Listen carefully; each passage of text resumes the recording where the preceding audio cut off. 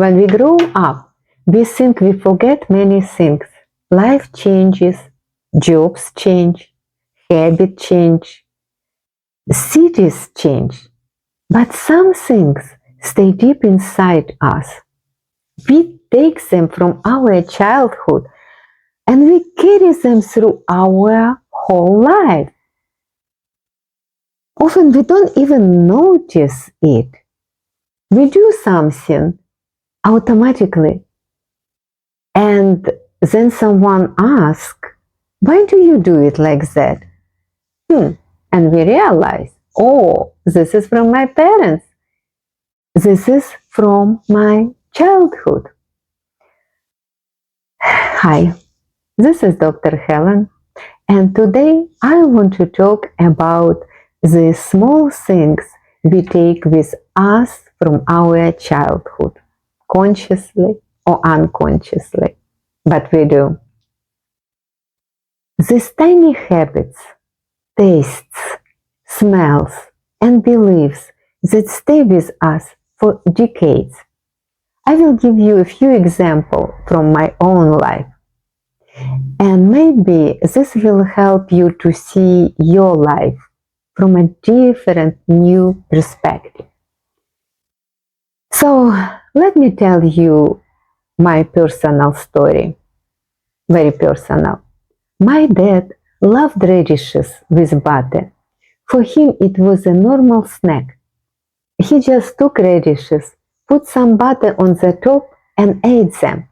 And I see him enjoying it very much. He would say, "It is so delicious." And I grew up watching it. It was not even a question, is it tasty or not? I knew it was very good because my dad likes it. And now, no matter how old I am, no matter where I live, regardless to my diet, I eat radishes with butter almost every day. Why? Because I do like it. Because I think it is healthy. And it is very natural for me to eat this way. Sorry. And there is very interesting part. Many times we like the same things our parents like. We don't analyze it. We just grow up loving the same taste, the same smell, the same simple food combination. For years, I did not even realize that my love for radishes with butter came from my father. I never questioned it. And I did not know that other people might find it strange. But for me, it feels natural. It is delicious. It feels like home. Let me give you another example. In the former Soviet Union, it was very popular after taking a shower to rinse a hair with the water and vinegar. Our moms and grandmas believed it makes the hair shiny and healthy. Maybe it smelled funny, but people used to do it. I personally never liked it, and I did not do it. But I knew girls who had a habit of doing it.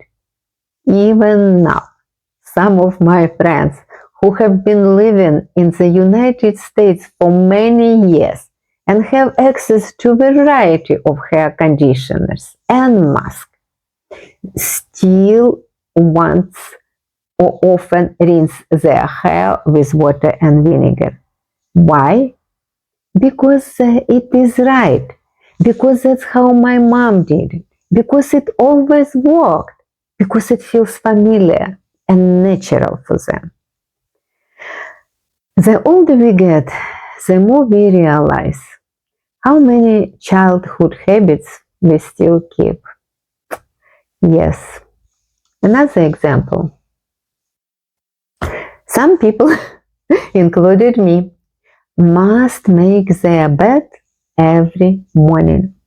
They cannot leave the house until the bed looks perfect. Why?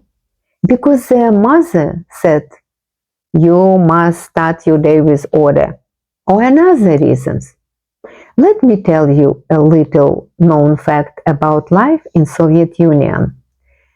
At that time, people lived in very small apartments, and 6 people can live in 3 room apartment.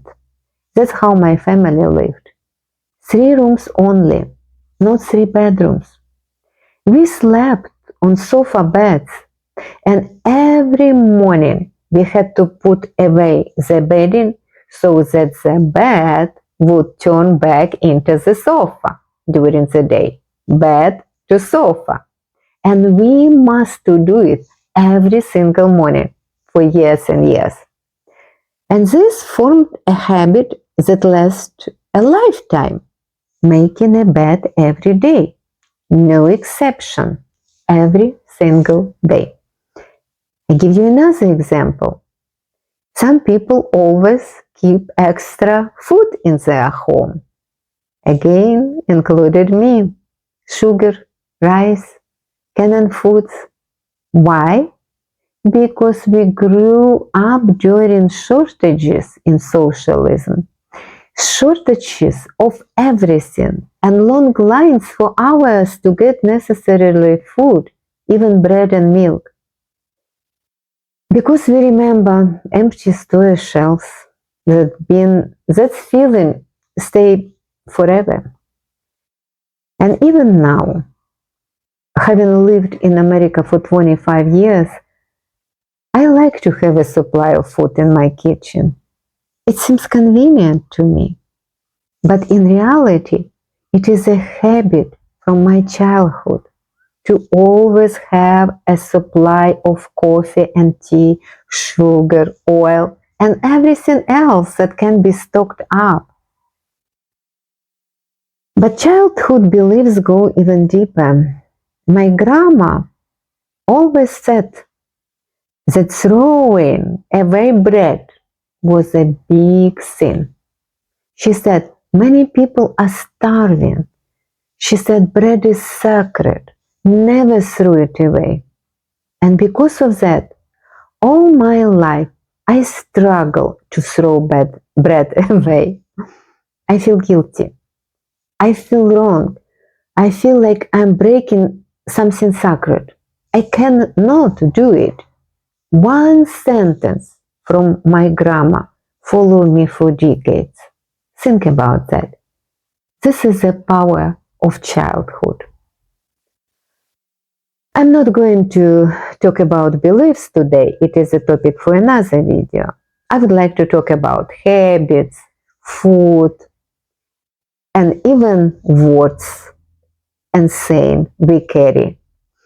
We carry expressions that live inside us long after the people who say them are gone. Every family has its own language, right? Its own favorite jokes, its own phrases that nobody outside the family can understand. Maybe your mother always say, don't go out with wet hair, you will get sick. And now you repeat it to your children. Even if you live in a warm climate and logically you understand it's not true.